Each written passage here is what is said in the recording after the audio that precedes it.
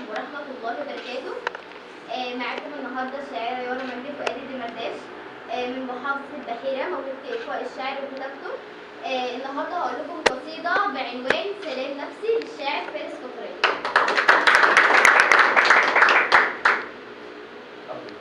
كبرت كتير عن امبارح وبقى عندي سلام نفسي، بسيب الحاجة بظروفها وما يشغلنيش سوى نفسي.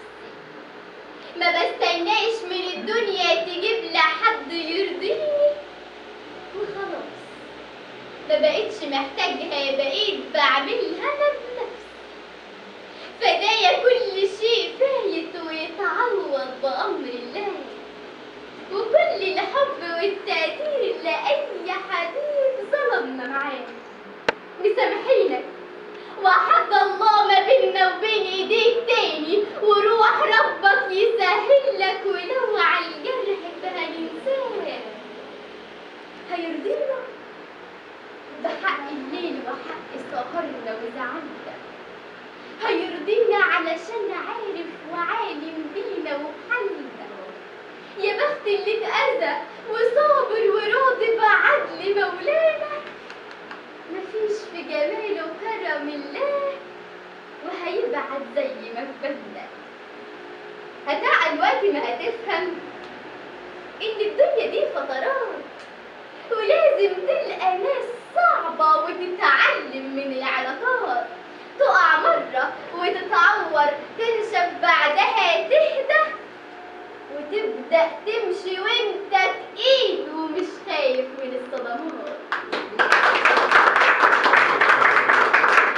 أقرب ناس هتيجي عليك وهتغير من حاجات عندك، وهتلاقي اللي بتحبه بيهدم فيك وبيعندك، وهتقابل صحاب فكة ما يتقلعوش من الرجلين، وهتقابل صحاب تانيين في وقت الوقعة بتسندك.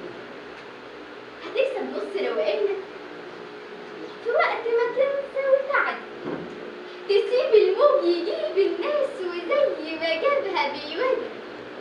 ما تتعلقش بالجامد ولا تصدق كلام الناس، عشان انا برضو صدقت وهاروني لام على الخد. مصيبة انك تكون حساس، مصيبة واي كلام بيوجع فيك. هتفضل تقتلك تفاصيل صاحبها كان معاك ويسيب.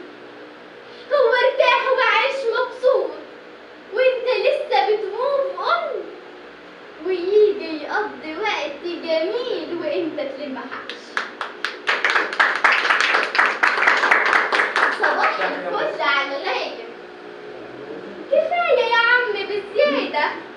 هتفضل طول ما قلبك خام تلف في دايره متعاده، تحاسب على اللي مشربتوش، تتجرح وما يحسوش، يشيل ايديهم النعمة ورقبتك انت سدادة. الناس بتستسهل تدوس على اي حد ضعيف، ولو انت قلت مش قادر هتطلع ندل كالعادة.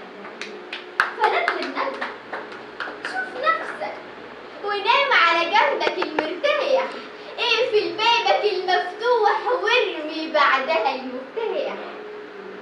أنا على قد ما حياتي كانت صعبة بسبب قلبي، بقيت مبسوط ومرتاح